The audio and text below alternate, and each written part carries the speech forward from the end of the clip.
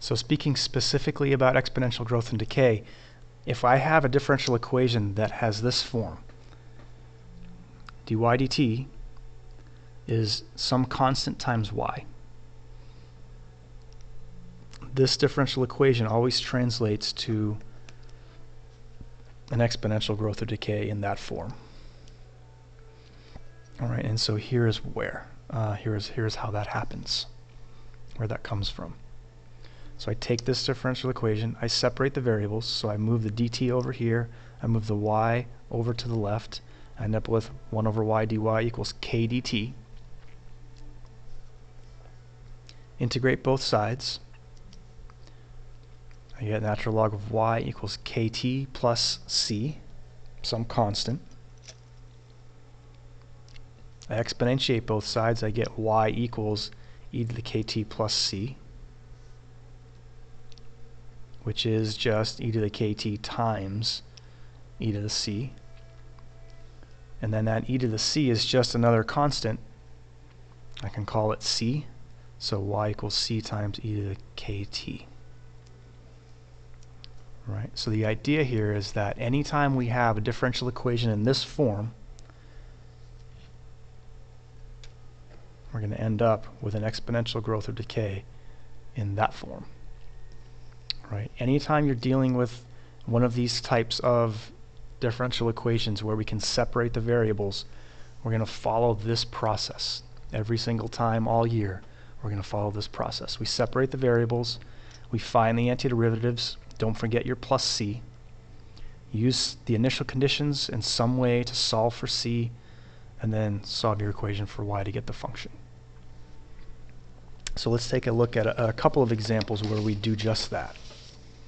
Right, we're actually going to look at a harder example to start with, and then a kind of a simpler example.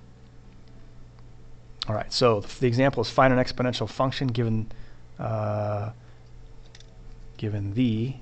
value of y at two different times. Alright, so they give us t equals 1, y equals 1, and t equals 3, y equals 10. So we know an exponential function is going to have this form. Alright, so you can see in this case we're not even really starting with a differential equation, we're just starting with knowing that it's an exponential function and we have known y values at two different times. Right? So we can plug that in, x equals 1, y equals 1. We know that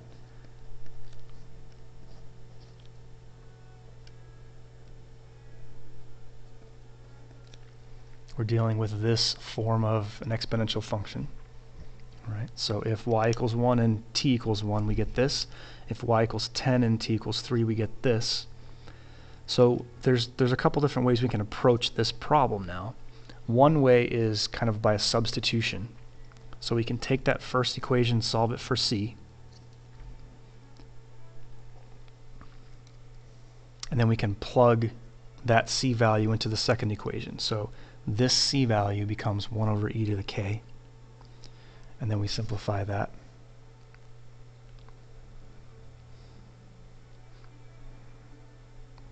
Right, so we end up with an equation that we get rid of. We basically have a system of equations here. We have a c and a k that we will need to solve for.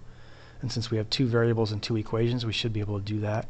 Here I've substituted for c, so I'm going to solve for k. I have 10 equals e to the 2k. I take the natural log of both sides and then divide by 2. So my k value is approximately 1.1513. Then I can use either one of the points that I have, either 1, 1 or 3, 10. In this case 1, 1 seems simpler, so I use that and solve for c. So c ends up being this. Approximately, it's actually 10 to the negative 1/2 is what it ends up being. If I use this version of k, I can find that it's equal to exactly, that c is equal to exactly 10 to the negative 1/2. So my exponential function looks like that. Right? There's a kind of an alternate way that we can get this value of k here, and if we look at these two, Here we use a form of substitution, but we can also take these and just divide them. So I have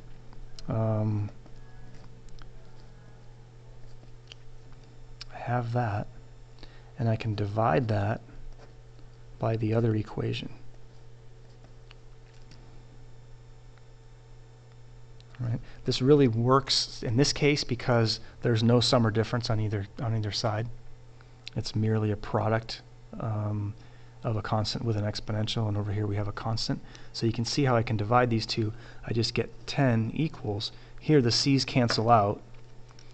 E to the 3k divided by e to the k, 3k minus k, is e to the 2k. And then we basically have what we found here, and we can proceed in the same way. Right, so just another way in these specific cases that it makes it pretty easy to find at least an expression involving just k. Makes it easy for us to cancel out those c's. But again, it's just another option for you to use in the right context. All right, so let's take a look at an actual differential equation where we start and have to do we start with the differential equation and actually have to do the integration.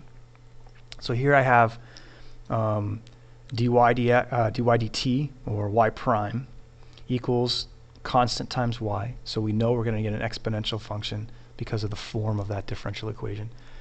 We actually get 2 different points. They tell us y equals 2 when t equals 0, and y equals 4 when t equals 2. So they give us these 2 points here. All right, they're asking us what is the value of y when t equals 3. All right, so we know we're going to have this form just based on this differential equation.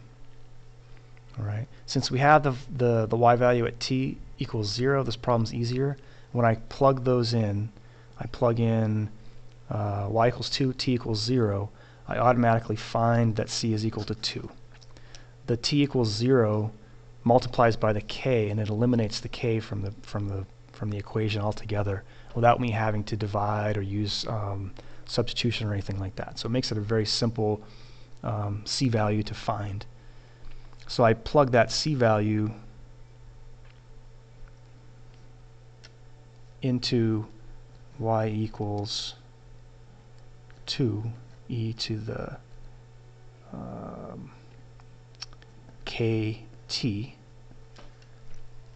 and then I use my other point. So I use t equals 2 and y equals 4.